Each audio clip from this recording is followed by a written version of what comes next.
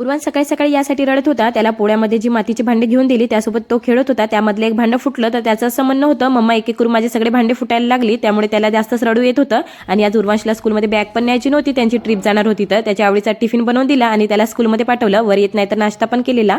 नाश्ता तर काही बनवला नव्हता विशेष, का संध्याकाळचाच मसाला भात उरला होता तोच खाल्लेला. आणि लगेच लागले मग गाजरचा हलवा बनवायला. म्हटलं चला उन्हात जाऊन बड्या गाजर किसून घेऊया. गाजर किसून होत नाही तर घरात आले आणि मस्त अशी दुधावरची साय जमा केली.